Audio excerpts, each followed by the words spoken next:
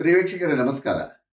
ಇತ್ತೀಚೆಗೆ ನನಗೆ ಬಹಳ ಅಭಿಮಾನಿಗಳು ಮೇಲ್ಸು ಹಾಗೂ ಪತ್ರಗಳ ಮೂಲಕ ಒಂದು ಮನವಿಯನ್ನ ಇಡ್ತಾ ಇದ್ದಾರೆ. ಏನಂದ್ರೆ, ಗುರುಗಳೇ, ಬಹಳ ಸಮಯದಿಂದ ನೀವು ವಾಸ್ತು ಮೇಲೆ ಸಂಚಿಕೆಗಳನ್ನು ಮಾಡ್ತಿಲ್ಲ. ದಯವಿಟ್ಟು ಆಗಾಗ ವಾಸ್ತು ಬಗ್ಗೆ ಕೂಡ ನಮಗೆ ಮಾಹಿತಿ ಕೊಡಿ. ಯಾಕಂದರೆ ನಮಗೆ ವಾಸ್ತು ಬಗ್ಗೆ ಸರಿಯಾಗಿ ವೈಜ್ಞಾನಿಕವಾಗಿ ಮಾಹಿತಿ ಸಿಗ್ತಾ ಇಲ್ಲ ಅಂತ ಈ ರೀತಿಯಲ್ಲಿ ಪತ್ರಗಳು ಬರ್ತಾ ಇದೆ. ಹೀಗಾಗಿ ಜ್ಯೋತಿಷ ಹಾಗೂ ವಾಸ್ತುಶಾಸ್ತ್ರದ ನನ್ನ 47 ವರ್ಷಗಳ ಅನುಭವವನ್ನು ನಿಮ್ಮ ಮುಂದೆ ಇಡ್ತಾ ಇದ್ದೀನಿ ವೀಕ್ಷಕರೇ. ಇವತ್ತು ಸ್ವಲ್ಪ ವಾಸ್ತು ಬಗ್ಗೆ ಮಾತಾಡ್ತಾ ಇದ್ದೀನಿ. ವಾಸ್ತುಶಾಸ್ತ್ರ ವೇದಗಳಲ್ಲಿ ಬಹಳ ಮುಖ್ಯ ಸ್ಥಾನ ಹೊಂದಿದೆ. ವಾಸ್ತು ಅಂದರೆ ಬರೀ ಯಾವ ಮೂಲೆಯಲ್ಲಿ ಏನಿರಬೇಕು, ಏನು ಕೋಣೆ ಇರಬೇಕು ಅಂತ ಅಲ್ಲ, ವರ್ಷಾನುಗಟ್ಟಲೆ ಅನುಭವ ಇರಬೇಕು. ಒಂದು ಸರ್ಜರಿ ಅಂತ ಮಾಡಿದಾಗ ನೋಡಿ, ಅವರಿಗೆ ಎಷ್ಟು ವರ್ಷಗಳ ಅನುಭವ ಇರುತ್ತೆ. ನಾನು ಸರ್ಜರಿ ಮೇಲೆ ಒಂದು ಪುಸ್ತಕ ಓದ್ಬಿಟ್ಟು ಅಥವಾ ಇಂಟರ್ನೆಟ್ಟಲ್ಲಿ ನೋಡ್ಕೊಂಡ್ಬಿಟ್ಟು ಸರ್ಜರಿ ಮಾಡ್ತೀನಿ ಅಂತಂದರೆ ಅದಕ್ಕೆ ಏನಾಗತ್ತೆ ಅಂತ ಯೋಚನೆ ಮಾಡಿ. ಹಾಗೇನೆ ವಾಸ್ತು ಗ್ರಂಥಗಳು ಓದ್ಬಿಟ್ಟು ವಾಸ್ತು ಬಗ್ಗೆ ಮಾತಾಡೋದು ತಪ್ಪಾಗುತ್ತೆ. ಪ್ರಾಕ್ಟಿಕಲ್ ಎಕ್ಸ್ಪೀರಿಯನ್ಸ್ ಅನ್ನೋದು ಬಹಳ ಬಹಳ ಮುಖ್ಯ. ಅನುಭವ ಮನುಷ್ಯನ ಜೀವನದಲ್ಲಿ ಬಹಳ ಮುಖ್ಯ, ಎಲ್ಲ ಕ್ಷೇತ್ರಗಳಲ್ಲೂ.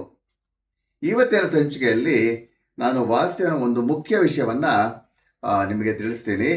ಆ ವಿಷಯ ಏನಂದರೆ ವೀಧಿ ಶೂಲ ಅಂತ ಅರ್ಥ. ಸಾಧಾರಣವಾಗಿ ಶೂಲ ಅಂದರೆ ಶಿವನ ತ್ರಿಶೂಲ ಅಂತ ಅದು ನೆನಪಿಗೆ ಬರುತ್ತೆ ನಮಗೆ. ಆಮೇಲೆ ಸಂಸ್ಕೃತದಲ್ಲಿ ಶೂಲ ಅಂದರೆ ಚುಚ್ಚೋದು ಅಂತ ಅರ್ಥ. ವಾಸ್ತುಶಾಸ್ತ್ರದಲ್ಲಿ ವೀಧಿ ಶೂಲಕ್ಕೆ ಅತಿ ಪ್ರಾಮುಖ್ಯತೆ ಇದೆ. ಮೊದಲು ಬೀದಿ ಶೂಲ ಅಂದರೆ ಏನು ಅಂತ ನಾವು ತಿಳ್ಕೋಬೇಕಾಗತ್ತೆ. ದುರಾದೃಷ್ಟವಶಾತ್ ಇವತ್ತು ನಿಜವಾದ ವಾಸ್ತು ಏನು ಅಂತ ಜನರಿಗೆ ಬಹಳ ಕನ್ಫ್ಯೂಷನ್ ಆಗಿಬಿಟ್ಟಿದೆ ವೀಕ್ಷಕರೇ. ನೋಡಿ ವೀಕ್ಷಕರೇ, ಇಲ್ಲಿ ಬೀದಿ ಶೂಲ ಅಂದರೆ ಬರೀ ಬೀದಿ ಅಥವಾ ರಸ್ತೆಗೆ ಸಂಬಂಧಪಟ್ಟಿದ್ದಲ್ಲ. ನಿಮ್ಮ ಮನೆ ಗೇಟ್ ಮುಂದೆ ಕನಿಷ್ಠ 9 ಅಡಿ ರಸ್ತೆ ಥರ ಇದ್ರೂ ಅದು ಕೂಡ ಬೀದಿ ಶೂಲ ಆಗುತ್ತೆ. ನಿಮ್ಮ ಸೈಟ್ ಶೇಪ್ ಕೂಡ ವಿಚಿತ್ರವಾಗಿದ್ದರೆ, ಒಂದೊಂದು ಸರ್ತಿ ಕೆಲವರು ಹೇಳ್ತಾರೆ ನಮಗೆ ಈಶಾನ್ಯ ಬೆಳೆದುಬಿಟ್ಟಿದೆ ಅಂತ ಹೇಳ್ತಾರೆ, ಇನ್ನು ಕೆಲವರು ನೈಋತ್ಯ ಬೆಳೆದುಬಿಟ್ಟಿದೆ ಅಂತಾರೆ. ಆ ಬೆಳೆಯೋದು ಅಂದರೆ ಅರ್ಥ ಏನು, ಅದು ಸ್ವಲ್ಪ ದೊಡ್ಡದಾಗಲ್ಲಿ ಶೇಪ್ ಚೇಂಜ್ ಆಗಿದೆ ಅಂತ. ಈ ಥರ ಬೆಳೆದಿದ್ರು ಅದಕ್ಕೂ ಬೀದಿ ಶೂಲ ಅಂತಲೇ ನಾವು ಇದು ತಗೊಳ್ಳೋದು. ಒಂದು ಸೈಟ್ ತೊಗೊಂಡಾಗ ಇವಾಗ ದೇವಮೂಲೆಯಲ್ಲಿ ನಾರ್ತ್ ಈಸ್ಟಲ್ಲಿ ಸ್ವಲ್ಪ ಸೊಟ್ಟಿಗೆ ಮುಂದಕ್ಕೆ ಹೋಗ್ಬಿಟ್ಟು ಸ್ವಲ್ಪ ಬೆಳೆದಿದ್ರೆ ಅದೂ ವೀಧಿ ಶೂಲ ಅಂತಲೇ ನಾವು ತಗೊಳ್ಳೋದು ವೀಕ್ಷಕರೇ. ಅದು ಬಹಳ ಜನಕ್ಕೆ ಅದ್ರ ಬಗ್ಗೆ ಗೊತ್ತಿಲ್ಲ. ಮತ್ತು ಯಾವುದೇ ಮೂಲೆಗಳು ಬೆಳೆದ್ರೂ ಅದು ಖಂಡಿತವಾಗಿ ಒಳ್ಳೆಯದಲ್ಲ. ಯಾವಾಗಲೂ ನಾವು ಮಂಡಲಾಕಾರ ಅಂತ ಹೇಳ್ತೀವಿ, ಅಂದರೆ ಸ್ಕ್ವೇರ್ ಅಥವಾ ರೆಕ್ಟ್ಯಾಂಗಲ್ ಶೇಪಲ್ಲಿ ಇರಬೇಕು ಸೈಟ್ಸು ಅಂತ. Circular sites, triangular shape sites ಎಲ್ಲ ಒಳ್ಳೆಯದಲ್ಲ. ಮತ್ತು ಯಾವುದೇ ಮೂಲೆಗಳು ಖಂಡಿತವಾಗೂ ಬೆಳೆದಿರಬಾರ್ದು. ಒಂದು 25-30% ಓಕೆ. ಅದು ಅನುಭವದ ಮೇಲೆ ಅದು ನೋಡಿದಾಗ ನಾವು ಹೇಳಬೇಕಾಗತ್ತೆ. ನಾನು ಎಷ್ಟೋ ಮನೆಗಳನ್ನು ಪ್ರಪಂಚಾದ್ಯಂತ ವಾಸ್ತು ಮಾಡಕ್ಕೆ ಹೋದಾಗ ಕೇವಲ ಸೈಟ್ ಶೇಪಿಂದ ಕೂಡ ಬೀದಿ ಶೂಲ ಉಂಟಾಗಿರೋದನ್ನು ನಾನು ನೋಡ್ಕೊಂಡಿದ್ದೀನಿ. ಅಲ್ಲಿ ರಸ್ತೆನೇ ಬರಬೇಕು ಅಥವಾ ಇರಬೇಕು ಅನ್ನೋದು ತಪ್ಪಾಗತ್ತೆ. ವಿಷಯ, ಯಾವುದೇ ವಾಸ್ತು ದೋಷಗಳಿದ್ರೂ ಮನೆ ಬಿಟ್ಬಿಡಬೇಕು ಅನ್ನೋದು ತಪ್ಪು. ಕೆಲವರು ಏನು ಮಾಡ್ತಾರೆ ಅಂದರೆ, ಸರ್ ಯಾರೋ ನಮ್ಮ ಮನೆಗೆ ವಾಸ್ತು ತಗೊಂಡು ಬಂದಿದ್ರು, ನಿಮ್ಮ ಮನೆ ಭಾಳ ಕೆಟ್ಟ ಹೋಗಿದೆ ವಾಸ್ತು ಪ್ರಕಾರ, ನೀವು ಬಿಟ್ಬಿಡ್ಬೇಕು ಅಂತ ಹೇಳ್ತಾರೆ. ನಾವು ದುಡ್ಡುಗಳೆಲ್ಲಿದೆ, ನಮಗೆ ಬಿಟ್ಬಿಟ್ಟು ಎಲ್ಲಿ ಹೋಗ್ಬೇಕು ಸರ್ ಅಂತ ಕೇಳ್ತಾರೆ. ಅದು ಬಹಳ ತಪ್ಪು. ಹೆಚ್ಚು ಕಡಿಮೆ ತಕ್ಕ ಮಟ್ಟಿಗೆ ಯಾವುದೇ ವಾಸ್ತು ದೋಷ ಇದ್ರೂ ಸರಿಪಡಿಸ್ಕೋಬೋದು. ಸರಳ ಪರಿಹಾರಗಳು ನಮ್ಮ ಪೂರ್ವಿಕರು ಕೊಡ್ತಾರೆ. ಜ್ಯೋತಿಷ ಹಾಗೂ ವಾಸ್ತು ಈ ಎರಡನ್ನ ಮಿಶ್ರಣ ಮಾಡಿದರೆ ಮಾತ್ರ ನಮಗೆ ಒಳ್ಳೆ ಫಲಗಳು ಕೂಡ ಸಿಗೋದು. ಈಗ ಮತ್ತೆ ವೀಧಿ ಶೂಲಕ್ಕೆ ಬರೋಣ. ನೋಡಿ, ಮನೆ ಮಹಾದ್ವಾರ ಅಥವಾ ಗೇಟು ಎಲ್ಲಿರುತ್ತೋ ಸರಿಯಾಗಿ ಅದರ ಎದುರು ಒಂದು ಬೀದಿ ಅಥವಾ ರಸ್ತೆ ಇದ್ದರೆ, ಅಥವಾ ಆ ಸೈಟು ಒಂದು ಮೂಲೆಯಲ್ಲಿ ಪ್ರೊಜೆಕ್ಟ್ ಆಗಿದ್ರೆ, ಬೆಳ್ಕೊಂಡಿದ್ರೆ, ಅದಕ್ಕೆ ನಾವು ಬೀದಿ ಶೂಲ ಅಂತಲೇ ಕರಿತೀವಿ. ಈ ರೀತಿ ಒಂದು ರಸ್ತೆ ಅಥವಾ ಬೀದಿ ಬಂದರೆ ಆ ರಸ್ತೆಯಲ್ಲಿರೋ ನೆಗೆಟಿವ್ ಎನರ್ಜೀಸ್ ಎಲ್ಲ ಆ ಮನೆ ಹೀರ್ಕೊಂಡ್ಬಿಡುತ್ತೆ ಅಂತ ನಮ್ಮ ಗ್ರಂಥಗಳಲ್ಲಿ ಹೇಳ್ತಾರೆ. ಈ ರೀತಿ ಆದಾಗ ಆ ಮನೆಗೆ ಖಂಡಿತ ಒಳ್ಳೆಯದಲ್ಲ. ಸಾಧಾರಣವಾಗಿ ಶೂಲ, ಬೀದಿ ಶೂಲ ಅಂತ ಹೇಳಿದ್ರೆ ಅದು ಯಾವ ಮೂಲೆಯಲ್ಲಿದ್ರೂ ಖಂಡಿತವಾಗಿ ಒಳ್ಳೆಯದಲ್ಲ. ಆಮೇಲೆ ಸಾಧಾರಣವಾಗಿ ಬೀದಿ ಶೂಲಗಳು ಅಂದರೆ ಅಶುಭ ಅಂತಲೇ ನಾವು ತಗೋಬೇಕಾಗುತ್ತೆ. ಇಲ್ಲಿ ಒಂದು ಮಾತು ನಾನು ಹೇಳಲೇಬೇಕು. ಕೆಲವರು ಪ್ರಶ್ನೆ ಏನಂದರೆ, ಈ ರೀತಿ ವಾಸ್ತುದೋಷ ಇರೋ ಎಷ್ಟೋ ಮನೆಗಳಲ್ಲಿ ಇರೋರು ಬಹಳ ಚೆನ್ನಾಗಿರ್ತಾರೆ, ಯಾಕೆ ಅಂತ ಕೇಳ್ತಾರೆ, ಹೆಂಗೆ ಅಂತ ಕೇಳ್ತಾರೆ. ಈ ಮಾತು ಯಾರು ಹೇಳ್ತಾರೋ ಅಥವಾ ಕೇಳ್ತಾರೋ ಇವರುಗಳು ಎಷ್ಟು ಮನೆಗಳನ್ನು ನೋಡಿರ್ತಾರೆ, ಈ ರೀತಿ ಇರೋ ಬೀದಿ ಶೂಲರ ಮನೆಯವರನ್ನೆಲ್ಲ ಸಂಪರ್ಕಿಸಿ ಅವರಿಗೆ ಏನೇನು ತೊಂದರೆಗಳಾಗಿದೆ, ಯಾವಾಗಾಗಿದೆ ಅಂತ ಸಂಶೋಧನೆ ಮಾಡಿರ್ತಾರಂತ ನಾವು ಫಸ್ಟ್ ತಿಳ್ಕೊಬೇಕಾಗತ್ತೆ. ಹಾಗೇನೆ ಒಂದು ಜನರಲ್ ರೂಲ್ ಏನಂದರೆ, every rule has an exception ಅಂತ ಹೇಳ್ತಾರಲ್ಲ, ಆ ರೀತಿಯಲ್ಲಿ ಕೆಲವು ರೂಲ್ಸು ಅಪ್ಲೈ ಆಗೋದಿಲ್ಲ ಕೆಲವು ಸಂದರ್ಭಗಳಲ್ಲಿ. ನೋಡಿ ವೀಕ್ಷಕರೇ, ನನ್ನ ಸ್ಪಷ್ಟವಾದ ಅನುಭವ ಏನಂದರೆ, ಒಂದು ಚಿಕ್ಕ ಗುಡಿಸಲಿಗೂ ಒಂದು ಚಿಕ್ಕ ಅಂಗಡಿಗೂ ದೊಡ್ಡ ದೊಡ್ಡ industries, hospitals, 5 star hotels, schools, colleges, ಸಣ್ಣ ದರ್ಶನಿಗಳಿಗೂ ಎಲ್ಲದಕ್ಕೂ ವಾಸ್ತು ಅಪ್ಲೈ ಖಂಡಿತವಾಗಿ ಆಗೇ ಆಗುತ್ತೆ. ಇನ್ನು ಅತಿ ಪುರಾತನ ದೇವಸ್ಥಾನಗಳನ್ನು ವಾಸ್ತುಶಾಸ್ತ್ರದ ಪ್ರಕಾರನೇ ಕಟ್ಟಿರ್ತಾರೆ ಅಂತ ನಮಗೆಲ್ಲ ಗೊತ್ತಿದೆ. ಆಗಮಶಾಸ್ತ್ರದ ಪ್ರಕಾರ ಕಟ್ಟಿರ್ತಾರೆ.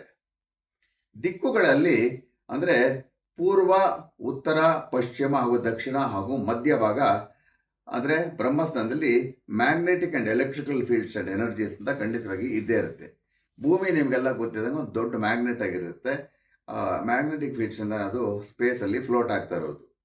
ಹಾಗೆಯೇ ನನ್ನ 47 ವರ್ಷಗಳ ಅನುಭವದಲ್ಲಿ ಪ್ರಪಂಚದ ನಾನಾ ದೇಶಗಳಲ್ಲೂ ಬಹಳ ಹೆಚ್ಚಿನ ಪ್ರತಿಶತ ಬೀದಿ ಶೂಲದ ಮನೆಗಳನ್ನ ನೋಡಿದ್ದೀನಿ.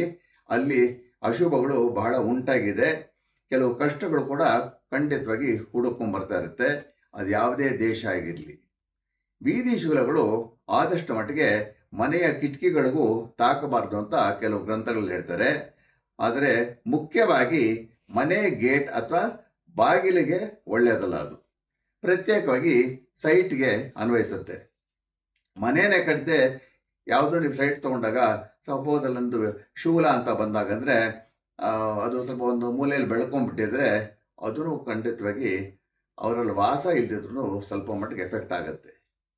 ಈಗ ಯಾವ ದಿಕ್ಕಲ್ಲಿ ಬೀದಿ ಶೂಲ ಇದ್ದರೆ ಏನೇನು ಅಶುಭ ಉಂಟಾಗ್ಬೋದು ಅಂತ ತಿಳಿಸ್ತೀನಿ.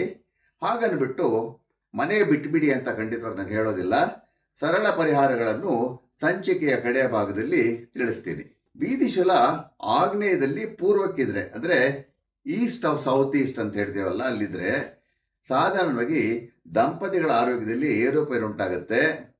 ಸಾಧಾರಣವಾಗಿ ಬ್ಲಡ್ ಪ್ರೆಷರ್ ಅಥವಾ ಹೈಪರ್ ಟೆನ್ಷನ್ ಈ ರೀತಿ ಉಂಟಾಗುತ್ತೆ. ಹಾಗೆಯೇ ಶಸ್ತ್ರಚಿಕಿತ್ಸೆ ಅಥವಾ ಅಪಘಾತದ ಸಾಧ್ಯತೆಗಳು ಸ್ವಲ್ಪ ಹೆಚ್ಚಾಗಿರುತ್ತೆ. ಮನೆ ಯಜಮಾನನಿಗೆ ಪದೇ ಪದೇ ತಲೆನೋವು ಹಾಗೂ ಜ್ವರ ಬರ್ಬೋದು, ತಲೆ ಸಿಡಿತಾ ಬರ್ಬೋದು, ಒಂಥರ ಆಗದಿರೋಂಥ ತಲೆನೋವುಗಳು ಬರ್ತಾ ಇರುತ್ತೆ ಅವರಿಗೆ. ಅಪಘಾತಗಳ ಸಾಧ್ಯತೆ ಕೂಡ ಹೆಚ್ಚಾಗಿರುತ್ತೆ. ಯಾವಾಗಲೂ ಶತ್ರು ಬಾಧೆ ಅಂತ ಒಂದು ಭಯನೂ ಇರುತ್ತೆ ಅವರಿಗೆ. ದಂಪತಿಗಳಲ್ಲಿ ಒಬ್ಬರು ಅನಿರೀಕ್ಷಿತವಾಗಿ ಚಿಕ್ಕ ವಯಸ್ಸಲ್ಲೇ ಆರೋಗ್ಯವನ್ನು ಕೆಡಿಸ್ಕೋಬೋದು. ಆ ಮನೆಯ ಮಕ್ಕಳ ವಿದ್ಯಾಭ್ಯಾಸಕ್ಕೂ ಹಾಗೂ ಯೋಗಕ್ಷೇಮಕ್ಕೂ ಅಷ್ಟು ಒಳ್ಳೆಯದಲ್ಲ. ಇನ್ನು ಕೆಲವು ಸಂದರ್ಭಗಳಲ್ಲಿ ಮನೆಯಲ್ಲಿ ಅವಾಚ್ಯ ಶಬ್ದಗಳು ಕೇಳಿ ಬರಬಹುದು. ಕೆಲವು ಮನೆಗಳಲ್ಲಿ ನೀವು ನೋಡಿರ್ಬೋದು ಅಥವಾ ನಿಮ್ಮ ಅನುಭವ ಇರ್ಬೋದು, ಅಕ್ಕಪಕ್ಕದ ಮನೆಗಳಲ್ಲಿ ಯಾವಾಗಲೂ ಕೆಟ್ಟ ಮಾತಾಡ್ತಾ ಇರ್ತಾರೆ, ಕೂತ್ಕೊಂಡು ಮಾತಾಡ್ತಾ ಇರ್ತಾರಲ್ಲ, ಆ ರೀತಿಯಲ್ಲೆಲ್ಲ ಆಗ್ಬೋದು. ಇನ್ನು ಬೀದಿ ಶೂಲ ಆಗ್ನೇಯದಲ್ಲಿ ದಕ್ಷಿಣಕ್ಕಿದ್ರೆ ಅಂದರೆ ಸೌತ್ ಆಫ್ ಸೌತ್ ಈಸ್ಟ್ ಅಂತ ಹೇಳ್ತೀವಲ್ಲ, ಆ ಮನೆಯ ಮಂದಿಗೆ ಯಾರಿಗಾದ್ರೂ ಒಬ್ಬರಿಗೆ ಪದೇ ಪದೇ ಶಸ್ತ್ರಚಿಕಿತ್ಸೆಗಳ ಸಾಧ್ಯತೆ ಸಾಧಾರಣವಾಗಿ ಇರುತ್ತದೆ. ನನ್ನ ಅಧ್ಯಯನದ ಪ್ರಕಾರ ಮನೆಯ ಮಡಿದಿಗೆ ಹೃದಯ ಸಂಬಂಧಿ ಸಮಸ್ಯೆಗಳು ಉಂಟಾಗುವಂಥ ಸಾಧ್ಯತೆ ಇರುತ್ತೆ. ಸ್ವಲ್ಪ ಪ್ಯಾಲ್ಪಿಟೇಷನ್ ಥರ ಬರ್ಬೋದು ಅಂತ, ಆ ರೀತಿಯಲ್ಲಿ ಹಾರ್ಟ್ಗೆ ಸಂಬಂಧಪಟ್ಟಿದ್ದು ಏನಾದರೂ ಚಿಕ್ಕದಾಗೋ ದೊಡ್ಡದಾಗೋ ಬರ್ಬೋದು. ಸ್ವಲ್ಪ ಮಟ್ಟಿಗೆ ಅಕ್ಕಪಕ್ಕದ ಮನೆಯವ್ರ ಜೊತೆ ಯಾವಾಗಲೂ ವಿರಸ ಇರುತ್ತೆ, ಏನಾದರೂ ಮಾತುಗಳು ಬರೋದು, ಜಗಳಗಳಾಗೋದು ಈ ರೀತಿಲಿ ಇರುತ್ತೆ. ಪದೇ ಪದೇ ಎಲೆಕ್ಟ್ರಾನಿಕ್ ಉಪಕರಣಗಳು ಹಾಳಾಗುತ್ತೆ, ಹೈ ವೋಲ್ಟೇಜು, ಶಾರ್ಟ್ ಸರ್ಕ್ಯೂಟು ಈ ರೀತಿಯಿಂದ. ಇನ್ನು ಬೀದಿ ಶೂಲ ನೈಋತ್ಯದಲ್ಲಿ ದಕ್ಷಿಣಕ್ಕಿದ್ರೆ ಅಂದರೆ ಸೌತ್ ಆಫ್ ಸೌತ್ ವೆಸ್ಟ್ ಇದ್ದರೆ ಆ ಮನೆಯ ಮಾಲೀಕನಿಗೆ ನಿರ್ಲಕ್ಷ್ಯದಿಂದ ಅನಾರೋಗ್ಯ ಉಂಟಾಗ್ಬೋದು. ಅಂದರೆ ಆಹಾರ ನಿಯಮ ಪಾಲಿಸದೆ ಬಾಯಿ ಚಪಲ ಜಾಸ್ತಿಯಾಗಿ ಅನ್ಹೆಲ್ತಿ ಫುಡ್ಸು, ಅನ್ಟೈಮ್ಲಿ ಮೀಲ್ಸ್ ಮಾಡಿಕೊಂಡು ಆರೋಗ್ಯನ ಕೆಡಿಸ್ಕೊಳ್ತಾರೆ. ಏನು ತಿನ್ನಬಾರ್ದು ಅದು ತಿಂತಾರೆ, ಏನು ತಿನ್ನಬೇಕೋ ಅದು ತಿನ್ನಲ್ಲ. ಇನ್ನು ಈ ಮನೆಯಲ್ಲಿ ಕೆಲವ್ರಿಗೆ ಸ್ವಲ್ಪ ಅಗ್ನಿ ಚಟ ಉಂಟಾಗ್ಬೋದು, ಅಂದರೆ ಸ್ಮೋಕಿಂಗ್ ಅಂತ ಹೇಳ್ತೀವಲ್ಲ, ಆ ರೀತಿಯಲ್ಲಿ ಸಾಧ್ಯತೆ ಇರುತ್ತೆ. ಇನ್ನು ಕೆಲವು ಕೇಸಸ್ಸಲ್ಲಿ ಇಂಥ ಮನೆಗಳ ಮಾಲೀಕನಿಗೆ ಅಥವಾ ಮನೆಯ ಮಕ್ಕಳಿಗೆ ಸ್ವಲ್ಪ ಜೂಜಿನ ಚಟನೂ ಬೆಳೆಸ್ಕೋಬೋದು. ಅಂದರೆ ಟೆಂಪ್ಟೇಷನ್ಸ್ ಬರುತ್ತೆ, ನಾವು ಗ್ಯಾಮ್ಲಿಂಗ್ ಮಾಡೋಣ ಅಂತ ಈ ರೀತಿಯಲ್ಲಿ ಇದೆಲ್ಲ ಆಗ್ಬಿಟ್ಟು ದುಂದು ವೆಚ್ಚ ಉಂಟಾಗ್ಬೋದು. ದಂಪತಿಗಳಲ್ಲಿ ಸಾಮ್ಯತೆ ಅಷ್ಟಾಗಿರೋದಿಲ್ಲ, ಪರಸ್ಪರ ವಿಶ್ವಾಸ ಅಥವಾ ನಂಬಿಕೆ ಇರೋದಿಲ್ಲ. ಇನ್ನು ಕೆಲವು ಕೇಸಸ್ಸಲ್ಲಿ ಪತಿ ಪತ್ನಿಯನ್ನ ಅಸಭ್ಯವಾಗಿ ಮಾತಾಡಿಸ್ಬೋದು. ಮಕ್ಕಳು ಹೊರದೇಶಕ್ಕೆ ಹೋಗಿ ಸಾಧಾರಣವಾಗಿ ಸುಮಾರು ಕೇಸಸ್ಸಲ್ಲಿ ಅಪ್ಪ ಅಮ್ಮನನ್ನ ಸಂಪೂರ್ಣವಾಗಿ ಮರೆಯೋದುಂಟು. ಇನ್ನು ವೀದಿಶೂಲ ನೈಋತ್ಯದಲ್ಲಿ ಪಶ್ಚಿಮಕ್ಕಿದ್ರೆ, ಅಂದರೆ ವೆಸ್ಟ್ ಆಫ್ ಸೌತ್ ವೆಸ್ಟ್ ಅಲ್ಲಿದ್ರೆ, ಇಂಥ ಮನೆಯ ಮಾಲೀಕರಿಗೆ ಜವಾಬ್ದಾರಿ ಅಷ್ಟಾಗಿರೋದಿಲ್ಲ. Don't care attitude. ಹೆಂಡತಿಗೆ ಏನಾದರೂ ಸರಿ, ಮಕ್ಕಳಿಗೆ ಏನಾದರೂ ಸರಿ, ಸಂಪೂರ್ಣವಾಗಿ ಡೋಂಟ್ ಕೇರ್ ಅಂತ ಇರ್ತಾರೆ. ಇಂಡಿಫ್ರೆಂಟ್ ಆಗಿರ್ತಾರೆ. ಅಲ್ಲಿ ಇಲ್ಲಿ ಸುತ್ತೋದು, ಮನೆಯಲ್ಲಿ ಇರೋದೇ ಇಲ್ಲ. ಇದರಿಂದ ಹೆಂಡತಿಯ ಮಕ್ಕಳಿಗೆ ಆಶ್ರಯ ಇರಲ್ಲ, ಬಹಳ ಕಷ್ಟ ಉಂಟಾಗ್ಬೋದು. ಇಂಥ ಮನೆಗಳಲ್ಲಿ ವಂಶಾಭಿವೃದ್ಧಿ ಕೂಡ ಸ್ವಲ್ಪ ವಿಳಂಬ ಆಗಬಹುದು. ಸಾಧಾರಣವಾಗಿ ನಾನು ನೋಡಿದ ಹಾಗೆ ಆ ಮನೆಯ ಯಜಮಾನನಿಗೆ ಸ್ವಲ್ಪ ಕಣ್ಣಿನ ಸಮಸ್ಯೆ ಕೂಡ ಉಂಟಾಗ್ಬೋದು, ಚಕ್ಷು ರೋಗ ಅಂತ ಹೇಳ್ತೀವಲ್ಲ ಆ ರೀತಿಯಲ್ಲಿ. ಇನ್ನು ಬೀದಿಶೂಲ ವಾಯುವ್ಯದಲ್ಲಿ ಪಶ್ಚಿಮಕ್ಕಿದ್ರೆ, ಅಂದರೆ ವೆಸ್ಟ್ ಆಫ್ ನಾರ್ತ್ ವೆಸ್ಟ್ ಅಂತಿದ್ರೆ, ದಂಪತಿಗಳು ಕೆಲಸದ ಕಾರಣಗಳಿಂದ ಎಷ್ಟೇ ವರ್ಷಗಳಾದರೂ ಬೇರೆ ಬೇರೆ ಇರ್ತಾರೆ. ಸಾಧಾರಣವಾಗಿ ಇಂಥ ದಂಪತಿಗಳಿಗೆ ಸಂತಾನ ಭಾಗ್ಯ ಕೂಡ ಕಷ್ಟ ಅಥವಾ ವಿಳಂಬ. ಕಾರಣಾಂತರಗಳಿಂದ ಪರಸ್ಪರ ಪ್ರೀತಿ ವಿಶ್ವಾಸ ಇದ್ರೂ ನೀನೊಂತೀರಾ ನಾನೊಂತೀರಾ ಅಂತ ಹೇಳೋ ಹಾಗೆ ಜೀವನದ ಅತಿ ಮುಖ್ಯವಾದ ವರ್ಷಗಳಲ್ಲಿ ದೂರ ಇರ್ತಾರೆ. ಒಂದು ರೀತಿ ಇಬ್ಬರಿಗೂ ಒಂಟಿ ಜೀವನ ಅಂತ ಹೇಳಬೇಕಾಗುತ್ತೆ. ಪ್ರೀತಿ ಪರಸ್ಪರ ಇರುತ್ತೆ, ಆದರೆ ಜೊತೆಯಲ್ಲಿರೋಕ್ಕೆ ಪರಿಸ್ಥಿತಿಗಳು ಬಿಟ್ಕೊಡಲ್ಲ. ಜೀವನದ ಸೂರ್ಯಾಸ್ತಮದ ಸಮಯದಲ್ಲಿ ಮಾತ್ರ ಅವರು ಜೊತೆಯಲ್ಲಿರ್ತಾರೆ.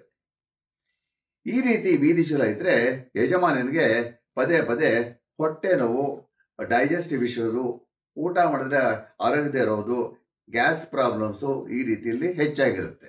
ಬೀದಿಶೂಲ ವಾಯುವ್ಯದಲ್ಲಿ ಉತ್ತರಕ್ಕಿದ್ರೆ, ಅಂದರೆ ನಾರ್ತ್ ಆಫ್ ನಾರ್ತ್ ವೆಸ್ಟ್ ಇದ್ರೆ, ಮನೆ ಒಡತಿಗೆ ಸದಾ ಅನಾರೋಗ್ಯ ಉಂಟಾಗುತ್ತೆ. ನೋಡಿ ವೀಕ್ಷಕರೇ, ಬಹಳ ಇಂಪಾರ್ಟೆಂಟು, ಉತ್ತರದ ಬಾಗಿಲು ಬಹಳ ಒಳ್ಳೆಯದು ಅಂತ ಕೆಲವರು ಅಂದ್ಕೊಂಡಿದ್ದಾರೆ. ಉತ್ತರದ ಬಾಗಿಲು ನಂದಿಯ ಬಾಗಿಲು ಅಂತ ಹೇಳ್ತೀವಿ, ಅಂದರೆ ನಾರ್ತ್ ಆಫ್ ನಾರ್ತ್ ಈಸ್ಟ್ ಇರುತ್ತಲ್ಲ, ಅದು ಬಹಳ ಒಳ್ಳೆಯ ಬಾಗಿಲು. ಅದು ಸ್ವಲ್ಪ ಲೆಕ್ಕಾಚಾರವಾಗಿ ಇಟ್ಕೊಂಡ್ರೆ, ಮಧ್ಯ ಭಾಗದಲ್ಲಿ ಉತ್ತರದಲ್ಲಿ ಬಾಗಿಲಿಟ್ರೆ, ಇದು ವೀದಿಶೂಲ ಇದ್ದರೆ, ಅಥವಾ ನಿಮಗೆ ನಾರ್ತ್ ಆಫ್ ನಾರ್ತ್ ವೆಸ್ಟಲ್ಲಿ ಆ ಮೂಲೆಯಲ್ಲಿ ವೀದಿಶೂಲ ಇದ್ದರೆ, ಅದು ಮನೆ ಒಡತಿ ಆರೋಗ್ಯಕ್ಕೆ ಖಂಡಿತವಾಗಿ ಒಳ್ಳೆಯದಲ್ಲ. ನಾನು ಖಂಡಿತವಾಗಿ ಡಾಕ್ಟ್ರೆಲ್ಲ ಸಕ್ಕರೆ ಕಾಯಿಲೆ ಬರುವಂಥ ಸಾಧ್ಯತೆಗಳು ಬಹಳ ಕೇಸಸ್ ನಾನು ನೋಡಿದ್ದೀನಿ. ನಾರ್ತ್ ಆಫ್ ನಾರ್ತ್ ವೆಸ್ಟ್ ವೀದಿಶೂಲ ಅಂತಿದ್ರೆ ಆ ಮನೆ ಒಡತಿ ಆರೋಗ್ಯದಲ್ಲಿ ಸಾಧಾರಣವಾಗಿ ಶುಗರ್ ಕೇಸಸ್ಸಲ್ಲಿ ಆ ಥರ ಆಗುವಂಥ ಸಾಧ್ಯತೆ ಇರುತ್ತೆ. ಇನ್ನೊಂದಂದರೆ, ಇಂಥ ಮನೆಯ ಮಕ್ಕಳು ಕೂಡ ಸರಿಯಾಗಿ ವರ್ತಿಸೋದಿಲ್ಲ. ಈ north of north west door ಇದ್ದರೆ ಮನೆಯಲ್ಲಿ ಗಂಡ ಮಕ್ಕಳು ಯೋಗಕ್ಷೇಮಕ್ಕಂತೂ ಅದು ಜನರಲ್ಲಿಗೆ ಒಳ್ಳೆಯದಲ್ಲ ಅಂತ ನಾನು ನೋಡಿದ್ದೀನಿ. ಕೆಟ್ಟ ಸ್ನೇಹ ಮಾಡೋದು, ಚಟಗಳಿಗೆ ಬಲಿಯಾಗೋದು, ಮನೆ ಬಿಟ್ಟು ಓಡಿ ಹೋಗೋದು, ಈ ರೀತಿಯಲ್ಲಿ ಸಾಧ್ಯತೆಗಳು ಉಂಟಾಗ್ಬೋದು. ಆಮೇಲೆ ಅಪ್ಪ ಅಮ್ಮನಿಗೆ ಜವಾಬ್ದಾರಿ ಕೊಡೋದು, ಒಂಥರ ಸಂಸ್ಕಾರ ಅಂತ ಇರೋದಿಲ್ಲ. ಮನೆಯಲ್ಲಿ ಯಾವಾಗಲೂ ಅಸಮಾಧಾನದ ವಾತಾವರಣ ಇರುತ್ತೆ. ಮಕ್ಕಳಿಗೆ ಖಿನ್ನತೆ ಕೂಡ ಉಂಟಾಗ್ಬೋದು. ಎಷ್ಟೋ ಕೇಸಲ್ಲಿ ಖಿನ್ನತೆ ಅಂದರೆ ಡಿಪ್ರೆಷನ್ ಬರುತ್ತಲ್ಲ, ಆ ರೀತಿಯಲ್ಲಿ ಆಗ್ಬೋದು. ಈ ರೀತಿಯೆಲ್ಲ ಉಂಟಾಗುವಂಥ ಸಾಧ್ಯತೆಗಳಿರುತ್ತೆ. ಇನ್ನು ಈಶಾನ್ಯದಲ್ಲಿ, ಅಂದರೆ ದೇವಮೂಲೆ ಅಂತ ಹೇಳ್ತೀವಿ, ಬೀದಿಶೂಲ ಉತ್ತರಕ್ಕಿದ್ರೆ, ಅಂದರೆ ನಾರ್ತ್ ಆಫ್ ನಾರ್ತ್ ಈಸ್ಟ್ ಇದ್ರೆ, ತಂದೆ ಮಕ್ಕಳಿಗೂ ಸಾಮ್ಯತೆ ಇರಲ್ಲ. ಚೆನ್ನಾಗಿ ವಿದ್ಯಾಭ್ಯಾಸ ಮಾಡ್ತಿರೋ ಮಕ್ಕಳು ಅನಿರೀಕ್ಷಿತವಾಗಿ ಮಂದ ಆಗ್ಬೋದು, ಮತ್ತು ಓದೋದು ಸಡನ್ನಾಗಿ ಬಿಟ್ಬಿಡ್ಬೋದು. ಎಷ್ಟೋ ಸರ್ತಿ ಭಾಳ ಕೇಸಸಲ್ಲಿ ನೋಡಿದ್ದೀನಿ. ಇಂಥ ಮನೆಗಳನ್ನ ನಾನು ವಾಸ್ತು ಮಾಡಿದಾಗ, ಅಲ್ಲಿ ವಿಚಾರಿಸಿದಾಗ, ಆ ಮಕ್ಕಳು ಬಲವಂತವಾಗಿ ತಾಯಿಯಿಂದ BA ಮಾಡುವಂತ ಸೇರಿಸ್ಬಿಡ್ತಾರೆ. ಅವ್ರು 2 ವರ್ಷ ಆದ್ಮೇಲೆ ಬಿಟ್ಟು ಬಿಡ್ತಾರೆ, ಇನ್ನೇನೋ ಮಾಡ್ತೀವಿ ಅಂತ ಹೋಗ್ತಾರೆ. ಈ ರೀತಿಯಲ್ಲೆಲ್ಲ ಆಗ್ತಾ ಇರುತ್ತೆ. ಈ ರೀತಿ ವೀದಿಶೂಲ ಇರೋ ಮನೆಗಳಲ್ಲಿ ಕೆಲವು ಕೇಸಸ್ಸಲ್ಲಿ ಮಕ್ಕಳು ಕೂಡ ಒಂಥರ ವಿಚಿತ್ರವಾಗಿರುವಂಥ ಪ್ರೇಮ ಪ್ರಸಂಗಕ್ಕೆ ಬಿದ್ದು ವಂಚಿತರೂ ಆಗಬಹುದು. ಮನೆ ಮಂದಿಗೆ ಚಿನ್ನಾಭರಣಗಳ ವ್ಯಾಮೋಹ ಹೆಚ್ಚಾಗ್ಬೋದು. ಅಲ್ಲಿ ಬುದ್ಧಿ ಹಂಗೆ ಓಡುತ್ತೆ ನೋಡಿ, ಆ ವೈಬ್ರೇಷನ್ಸಿಂದ ಚಿನ್ನಾಭರಣದ ವ್ಯಾಮೋಹ ಹೆಚ್ಚಾಗ್ಬೋದು. ಇದರಿಂದ ಮನೆಯಲ್ಲಿ ಅಶಾಂತಿ ಉಂಟಾಗತ್ತೆ. ಆಮೇಲೆ ದುಂದು ವೆಚ್ಚಾಗತ್ತೆ. ಹಾಗೇನು ಸಾಲಗಳು ಕೂಡ ಹೆಚ್ಚಾಗ್ತಾ ಬರುತ್ತೆ. ಬೀದಿ ಶೂಲ ಈಶಾನ್ಯದಲ್ಲಿ ಪೂರ್ವಕ್ಕಿದ್ರೆ, ಅಂದರೆ ಈಸ್ಟ್ ಆಫ್ ನಾರ್ತ್ ಈಸ್ಟ್ ಅಂತೀವಲ್ಲ, ದೇವಮೂಲೆಯಲ್ಲಿ ಪೂರ್ವಕ್ಕಿದ್ರೆ ಮನೆ ಯಜಮಾನ ಏನೇ ಪ್ರಯತ್ನ ಪಟ್ಟರೂ ವೃತ್ತಿಯಲ್ಲಿ ಯಶಸ್ಸು ಸಿಗಲ್ಲ. ಪಾಪ ಬಿಸ್ನೆಸ್ಸಲ್ಲಿ ಭಾಳ ಕಷ್ಟಪಡ್ತಾ ಇರ್ತಾರೆ, ಏನು ಮಾಡಿದ್ರು ಮುಂದಕ್ಕೆ ಬರಲ್ಲ. ಭಾಳ ಆನೆಸ್ಟಾಗಿ ಕೆಲಸ ಮಾಡ್ತಾ ಇರ್ತಾರೆ, ದೀರ್ಘಕಾಲ ಕೆಲಸ ಮಾಡ್ತಾ ಇರ್ತಾರೆ, 16 ಅವರೆಲ್ಲ ಕೆಲಸ ಮಾಡ್ತಾರೆ, ಬಟ್ ಮುಂದಕ್ಕೆ ಬರೋದಿಲ್ಲ. ಆಮೇಲೆ ಇಂಥ ಮನೆಯ ಒಡತಿ ಕೂಡ ಕಷ್ಟಪಟ್ಟು ಸಂಪಾದನೆ ಮಾಡಿದ್ರು ಮನೆಯ ಆರ್ಥಿಕ ಪರಿಸ್ಥಿತಿ ಭಾಳ ಕೆಟ್ಟದಾಗಿರುತ್ತೆ, ಕ್ಷೀಣಿಸಕ್ಕೆ ಶುರು ಆಗ್ಬಿಡುತ್ತೆ. ಐಷಾರಾಮಿ ಜೀವನ ನಡೆಸೋಕ್ಕೆ ಕೆಲವ್ರಿಗೆ ಆಸೆ ಉಂಟಾಗುತ್ತೆ. ಈ ಥರ ಬೀದಿ ಶೂಲ ಇದ್ದಾಗ ಅಲ್ಲಿ ವೈಬ್ರೇಷನ್ಸ್ ಹೇಗೆ ವರ್ಕ್ ಆಗುತ್ತೆ ಅಂದರೆ, ಐಷಾರಾಮಿ ಜೀವನ ನಡೆಸಬೇಕು ಅಂತ ಒಂದು ಆಸೆ ಶುರು ಆಗ್ಬಿಡುತ್ತೆ. ಕಾರ್ ತೊಗೊಂಬರೋಣ, ಇನ್ನೊಂದು ಬಂಗ್ಲೆ ತೊಗೊಂಬರೋಣ, ಹಿಂಗೆಲ್ಲ ಆಸೆಗಳು ಶುರು ಆಗುತ್ತೆ. ಅದು ಆಗ್ಬಿಟ್ಟು ಸಾಲದ ಸುಳಿಯಲ್ಲಿ ನರಳುತ್ತಾರೆ. ವರ್ಷಾನುಗಟ್ಟಲೆ ಸಾಲ ತೀರಿಸೋದಲ್ಲೇ ಜೀವನ ಕಳೆದು ಬಿಡ್ತಾರೆ. ಇಂಥ ಮನೆಯ ಮಕ್ಕಳಿಗೆ ವಾಹನದ ಹುಚ್ಚು ಕೂಡ ಇರುತ್ತೆ. ಚಿಕ್ಕ ವಯಸ್ಸಲ್ಲೇ ಸ್ಕೂಟರ್ ತೆಕ್ಕೊಡಿ, ಬೈಕ್ ತೆಕ್ಕೊಡಿ ಅಂತ ಅಪ್ಪ ಅವನಿಗೆ ಪೀಡಿಸೋದು, ಅಪ್ಪ ಅಮ್ಮಂದ್ರೆ ಭಾಳ ಪ್ರೀತಿ ವಿಷಯ ತೆಕ್ಕೊಡೋದು. ಆಮೇಲೆ ಅದರಿಂದ ಅವ್ರಿಗೆ ಆಕ್ಸಿಡೆಂಟ್ಸ್ ಆಗೋದು, ಗಲಾಟೆಗಳಾಗೋದು, ಓದಿ ಬಿಟ್ಬಿಡೋದು, ಈ ರೀತಿಯಲ್ಲಾಗುತ್ತೆ. ಅಲ್ಲೂ ಕೂಡ ಮಕ್ಕಳು ಅಸಭ್ಯವಾಗಿ ವರ್ತಿಸ್ತಾರೆ. ತಾಯಿ ತಂದೆಗೆ ಹಣದ ವಿಷಯದಲ್ಲಿ ಭಾಳ ಹಿಂಸೆ ಕೊಡ್ತಾರೆ. ಮಕ್ಕಳಿಗೆ ವಾಹನ ಅಪಘಾತ ಸಾಧ್ಯತೆ ಖಂಡಿತವಾಗಿ ಅಲ್ಲಿ ಹೆಚ್ಚಾಗಿರುತ್ತೆ. ಇಂಥ ಮನೆಗಳಲ್ಲಿ ಶುಭ ಕಾರ್ಯಗಳು ನಡೆಯೋದು ಅಪರೂಪ. ಇನ್ನು ಯಾವುದೇ ಮನೆಯಲ್ಲಿ ಯಾವುದೇ ದಿಕ್ಕಲ್ಲಿರೋ ಮಹಾದ್ವಾರ ಅಥವಾ ಮನೆಯಲ್ಲಿ ಮಧ್ಯದಲ್ಲಿ ಇದ್ದು ಇಂಥ ಮಹಾದ್ವಾರಗಳಿಗೆ ಬೀದಿ ಶೂಲ ಉಂಟಾದರೆ ಇಂಥ ಮನೆಗಳಿಗೆ ಬಂದ 3, 5, 7, 9 ಅಥವಾ 13 ವರ್ಷಗಳಲ್ಲಿ, ಅಂದರೆ ಬೆಸ ಸಂಖ್ಯೆ ವರ್ಷಗಳಲ್ಲಿ ಸಂಪೂರ್ಣ ಅವ್ಯವಸ್ಥೆ ಉಂಟಾಗ್ಬೋದು. ಬಹಳಷ್ಟು ಕಳ್ಕೊಳ್ಳೋ ಸಾಧ್ಯತೆ ಇರುತ್ತೆ, ಮನೆ ಕೂಡ ಕಳ್ಕೊಳ್ಳೋಂಥ ಸಾಧ್ಯತೆ ಇರುತ್ತೆ. ಸಂಬಂಧಿಕರಿಂದ ಮನೆ ಮಂದಿಗೆ ಯಾವುದೋ ರೀತಿಯಲ್ಲಿ ಹಿಂಸೆಗಳು ಇರುತ್ತೆ. ಸ್ವಲ್ಪ ಮಟ್ಟಿಗೆ ವ್ಯಾಜ್ಯಗಳೂ ಉಂಟಾಗ್ಬೋದು. ಇಷ್ಟು ಬೀದಿ ಶೂಲದ ಸಂಕ್ಷಿಪ್ತ ಮಾಹಿತಿ. ಸಂಕ್ಷಿಪ್ತ ಅಂತ ಯಾಕೆ ಹೇಳ್ತಾ ಇದ್ದೀನಿ ಅಂದರೆ, ವಾಸ್ತವನ ಎಷ್ಟೇ ಸಂಚೆಗಳು ಮಾಡಿದ್ರೂ ಅದು ಮುಗಿಯೋದಿಲ್ಲ ವೀಕ್ಷಕರೇ. ಇನ್ನು ಈ ದೋಷಗಳಿಗೆ ಸುಲಭ ಪರಿಹಾರಗಳು ನಾನು ಇವಾಗ ತಿಳಿಸ್ತೀನಿ. ಕುಜನಿಗೆ ಭೂಮಿಕಾರಕ ಅಂತ ಕರಿತೀವಿ, ಶುಕ್ರನಿಗೆ ಗೃಹಕಾರಕ ಅಂತ ಕರಿತೀವಿ. ಸಾಧಾರಣ ಒಂದು ಜಾತಕದಲ್ಲಿ 4ನೇ ಮನೆಗೆ ನಾವು ಗೃಹಸ್ಥಾನ ಅಂತ ಹೇಳ್ತೀವಿ, ಶುಕ್ರನಿಗೆ ಗೃಹಕಾರಕ ಅಂತೀವಿ, ಕುಜನಿಗೆ ಭೂಮಿಕಾರಕ ಅಂತೀವಿ. ಆ್ಯಕ್ಚುಲಿ ನಾವು ಜಾತಕ ನೋಡಿದಾಗ ಅವ್ರ ಮನೆಯಲ್ಲಿ ಏನು ವಾಸ್ತು ದೋಷ ಇದೆ ಅಂತ ಕೂಡ ತಕ್ಕ ಮಟ್ಟಿಗೆ ಹೇಳ್ಬೋದು. ಇವಾಗ ಈ ಶುಕ್ರನಿಗೂ ಕುಜನಿಗೆ ಈ ಥರ ಅಧಿಪತಿ ಇರೋದ್ರಿಂದ ಇಂಥ ಮನೆಯಲ್ಲಿ ಯಾರಾದರೂ ಒಬ್ಬರಾದರೂ ಒಂದು ಮುಖ್ಯಸ್ಥರು ಅಂತ ಇಟ್ಕೊಳ್ಳಿ, ಕುಜ ಮಂತ್ರವನ್ನು 54 ಬಾರಿ ಹಾಗೂ ಶುಕ್ರ ಮಂತ್ರವನ್ನು 54 ಬಾರಿ ಉತ್ತರಾಭಿಮುಖ ದಿನನಿತ್ಯ ಬೆಳಗ್ಗೆ ಅಥವಾ ಸಂಜೆ ಮನೆಯ ಮಧ್ಯಭಾಗದಲ್ಲಿ, ಅಂದರೆ ಬ್ರಹ್ಮಸ್ಥಾನದಲ್ಲಿ, ಸೆಂಟ್ರಲ್ ಪಾರ್ಟ್ ಆಫ್ ಹೌಸ್ ಅಂದರೆ ಬ್ರಹ್ಮಸ್ಥಾನ ಅಂತೀವಿ, ಉತ್ತರಾಭಿಮುಖ ಜಪಿಸಬೇಕು. 4 ಕಾಲಿನ ಮಣೆ ಮೇಲೆ ಕುಳಿತು ಜಪಿಸಿದ್ರೆ ಬಹಳ ಒಳ್ಳೆಯದು. ಹಲಸಿನ ಮರದ ಮಣೆ ಆದರೆ ಅದು ಅತಿ ಒಳ್ಳೆಯದು.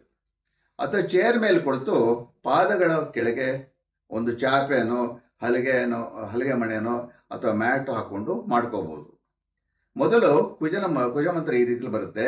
ಧರಣೇ ಗರ್ಭ ಸಂಭೂತಂ ವಿದ್ಯುತ್ಕಾಂತಿ ಸಮಪ್ರಭಂ ಕುಮಾರಂ ಶಕ್ತಿ ಹಸ್ತಂ ಚ ಮಂಗಳಂ ಪ್ರಣಮಾಮ್ಯಹಂ ಅಂತ ಬರುತ್ತೆ. ಮತ್ತೊಮ್ಮೆ ಹೇಳ್ತೀನಿ ವೀಕ್ಷಕರೇ, ಧರಣೇ ಗರ್ಭ ಸಂಭೂತಂ ವಿದ್ಯುತ್ಕಾಂತಿ ಸಮಪ್ರಭಂ ಕುಮಾರಂ ಶಕ್ತಿ ಹಸ್ತಂ ಚ ಮಂಗಳಂ ಪ್ರಣಮಾಮ್ಯಹಂ.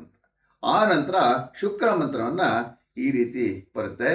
ಹಿಮಕುಂದ ಮೃಣಾಲಾಭಂ ದೈತ್ಯಾನಾಂ ಪರಮಂ ಗುರುಂ ಸರ್ವಶಾಸ್ತ್ರ ಪ್ರವಕ್ತಾರಂ ಭಾರ್ಗವಂ ಪ್ರಣಮಾಮ್ಯಹಂ. ಮತ್ತೊಮ್ಮೆ ಹೇಳ್ತೀನಿ ವೀಕ್ಷಕರೇ, ಹಿಮಕುಂದ ಮೃಣಾಲಾಭಂ ದೈತ್ಯಾನಾಂ ಪರಮಂ ಗುರುಂ ಸರ್ವಶಾಸ್ತ್ರ ಪ್ರವಕ್ತಾರಂ ಭಾರ್ಗವಂ ಪ್ರಣಮಾಮ್ಯಹಂ. ಈ ರೀತಿ ಕನಿಷ್ಠ 9 ತಿಂಗಳು ಮಾಡೋದ್ರಿಂದ ಆ ಸೌಂಡ್ ವೈಬ್ರೇಷನ್ಸಿಂದ ಬೀದಿ ಶೂಲ ದೋಷ ನಿವಾರಣೆ ತಕ್ಕ ಮಟ್ಟಿಗಾದರೂ ಆಗತ್ತೆ.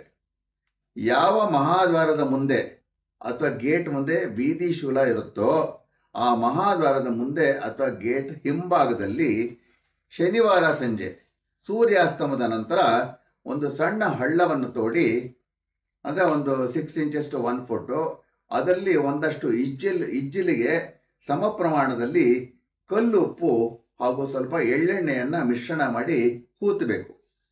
ಕೆಲವರು ಕೇಳ್ತಾರೆ, ಇದೆಲ್ಲ ಸೈಂಟಿಫಿಕ್ ಅಂತ ಕೇಳ್ತಾರೆ. ಖಂಡಿತವಾಗಿ ಇದು ಸೈಂಟಿಫಿಕ್ಕು. ನಾನೇನೇ ಹೇಳಿದ್ರು ಅದು ಸೈಂಟಿಫಿಕ್ಕೆ. ನಿಮ್ಮೆಲ್ಲರಿಗೂ ಗೊತ್ತಿರೋ ಹಾಗೆ ಮನೆ ನಿರ್ಮಾಣ ಆದಾಗ ಎಲ್ಲ ಮನೆಗಳಲ್ಲಿ ಸಾಧಾರಣವಾಗಿ ಮನೆಯ ಯಾವುದೋ ಒಂದು ಭಾಗದಲ್ಲಿ ಎಲೆಕ್ಟ್ರಿಕಲ್ ಅರ್ಥಿಂಗ್ಗೆ ಉಪ್ಪು ಹಾಗೂ ಇಜಿಲು ಹೂತಿ ಹಾಕ್ತಾರೆ. ಇನ್ನೊಂದು ಸಲಹೆ, ಮಹಾದ್ವಾರದ ಮೇಲೆ ಪಂಚಲೋಹ ಅಥವಾ ಬೆಳ್ಳಿ ಸ್ವಸ್ತಿಕವನ್ನು ಸ್ಥಾಪಿಸಿದರೆ ಎಷ್ಟೋ ದೋಷಗಳು ನಿವಾರಣೆ ಆಗುತ್ತೆ. ಸಾಧಾರಣವಾಗಿ ಇದು 4 ಇಂಚಿಗೆ 4 ಇಂಚು ಅಥವಾ 8 ಇಂಚಿಗೆ 8 ಇಂಚಲ್ಲಿ ಇದ್ದರೆ ಅದು ಬಹಳ ಒಳ್ಳೆಯದು. ಇದು ಎಲ್ಲರಿಗೂ ಹೊಂದಾಣಿಕೆ ಆಗೋದಿಲ್ಲ. ಹಾಗೇನೆ ಇದು ಒಂದು ನಿರ್ದಿಷ್ಟ ರೀತಿಯಲ್ಲಿ ಅದನ್ನು ಮಾಡಿಸ್ಕೋಬೇಕಾಗತ್ತೆ. ಇದೆಲ್ಲ ಮನೆಯ ಮುಖ್ಯಸ್ಥರ ಜಾತಕ ನೋಡಿ ಆ ನಂತರ ನಿಶ್ಚಯ ಮಾಡಬೇಕು. ಇನ್ನೂ ಕೆಲವರು ಅವರ ಮನೆಗೆ ಬೀದಿ ಶೂಲ ಇದ್ದರೆ ಮನೆ ಮುಂದೆ, ಸುಮಾರು ಮನೆಗಳನ್ನು ನಾವು ನೋಡ್ತಾ ಇರ್ತೀವಿ, ಅಂದರೆ ಮನೆ ಆಚೆ ಗೋಡೆಗೆ ಒಂದು ಮಂಟಪದ ಥರ ಮಾಡಿ ಅಲ್ಲಿ ಕಲ್ಲಲ್ಲಿ ಮಾಡಿರೋ ಗಣಪತಿ ವಿಗ್ರಹವನ್ನು ಕೂರಿಸಿರ್ತಾರೆ. ದಿನಾಲೂ ಅದಕ್ಕೆ ಹೂವು ಹಾಕೋದು, ನಮಸ್ಕಾರ ಮಾಡೋದು, ದೀಪ ಹಚ್ಚೋದೆಲ್ಲ ಮಾಡ್ತಾರೆ. ಇದು ಬಹಳ ಬಹಳ ದೊಡ್ಡ ತಪ್ಪು ವೀಕ್ಷಕರೇ. ದೇವರನ್ನು ಮನೆ ಒಳಗೆ ಇಟ್ಕೋಬೇಕು ಹೊರತು ಮನೆ ಹೊರಭಾಗದಲ್ಲ. ಆ ರೀತಿಯ ಗಣಪತಿಯನ್ನು ಮನೆ ಹೊರಗಿಟ್ಟು ಎಷ್ಟೇ ಪೂಜೆ ಮಾಡಿದ್ರೂ ಅದು ಅವನಿಗೆ ಅವಮಾನ ಮಾಡಿದ ಹಾಗೆ, ಅದರಿಂದ ಬಹಳ ಕೆಡುಕುಗಳು ಉಂಟಾಗುತ್ತೆ. ಇದರಿಂದ ಬೀದಿ ಶೂಲದ ದೋಷಗಳು ಹೆಚ್ಚುತ್ತೆ, ಇನ್ನು ತೊಂದರೆಗಳು ಕೂಡ ಹೆಚ್ಚುತ್ತೆ. ಇನ್ನು ಈ ಯಾವುದೇ ಪರಿಹಾರಗಳು ಮಾಡೋಕ್ಕೆ ಆಗಿಲ್ಲ ಅಂದರೆ ಬೀದಿ ಶೂಲ ಹೊಡೆಯೋ ಗೇಟ್ ಅಥವಾ ಬಾಗಿಲ ಮೇಲೆ ಕೆಂಪು ಬಣ್ಣದಲ್ಲಿ, ಅಂದರೆ ಡಾರ್ಕ್ ರೆಡ್ ಕಲರ್ಲಿ ಯಾವುದೇ ಭಾಷೆಯಲ್ಲಿ ಅಮ್ಮನವರ ಒಂದು ಶಕ್ತಿಯುತ ಹೆಸರನ್ನು ದೊಡ್ಡ ಅಕ್ಷರಗಳಲ್ಲಿ ಬರೆದ್ರೆ ಅದೂ ಬಹಳ ಒಳ್ಳೆ ಪರಿಹಾರ ಉಂಟಾಗತ್ತೆ. ಬೀದಿ ಶೂಲ ದೋಷ ತಗ್ಗುತ್ತೆ. ಆ ಹೆಸರೇನೆಂದರೆ ಶಾಂಭವಿ ಅಂತ ಆ ರೀತಿಯಲ್ಲಿ ಬರುತ್ತೆ. ಮತ್ತೊಮ್ಮೆ ಹೇಳ್ತೀನಿ, ಶಾಂಭವಿ ಅಂತ. ಈ ಅಮ್ಮನವರ ಹೆಸರಿಗೆ ಬಹಳ ಶಕ್ತಿ ಇದೆ. ಇನ್ನೊಂದು ಸಲಹೆ, ಅವರವರ ಜಾತಕ ನೋಡಿ ಆ ಮನೆಯ ಪ್ಲ್ಯಾನ್ ಸ್ಟಡಿ ಮಾಡಿ ಅದರ ಮೇಲೂ ಕೆಲವು ಸುಲಭ ಪರಿಹಾರಗಳನ್ನು ನಾವು ಸೂಚಿಸಬಹುದು. ಕಡೆಯದಾಗಿ ವಾಸ್ತುಶಾಸ್ತ್ರದ ಮೂಲ ಇದು ಸ್ಥಪತ್ಯ ವೇದ, ಇದು ಅಥರ್ವ ವೇದದ ಒಂದು ಭಾಗ ಆಗಿದೆ. ವಾಸ್ತುಶಾಸ್ತ್ರದ ಬಗ್ಗೆ 5 ಮಹಾನ್ ಗ್ರಂಥಗಳಲ್ಲಿ ಉಲ್ಲೇಖ ಇದೆ. ಮಯಾಮತ, ಸಮರಾಂಗಣ ಸೂತ್ರಧಾರ, ಮಯಸಾರ, ರಾಜ್ಯವಲ್ಲಭ, ವಿಶ್ವಕರ್ಮ ಪ್ರಕಾಶ ಅಂತ ಇಷ್ಟು ಗ್ರಂಥಗಳು. ವಾಸ್ತುಶಾಸ್ತ್ರ ಸತ್ಯ, ನಿತ್ಯ ಹಾಗೂ ಉಪಯುಕ್ತ. ಈ ವಾಸ್ತು ಮಾಹಿತಿ ನಿಮಗೆ ಉಪಯುಕ್ತ ಅಂತ ಭಾವಿಸ್ತಾ ಈ ಸಂಚಿಕೆಯನ್ನು ಮುಗಿಸ್ತೀನಿ. ತಮ್ಮೆಲ್ಲರಿಗೂ ಎಂದಿನಂತೆ ನನ್ನ ಗೌರವಾನ್ವಿತ ನಮಸ್ಕಾರಗಳು. ಕೃಷ್ಣಂ ವಂದೇ ಜಗದ್ಗುರುಂ.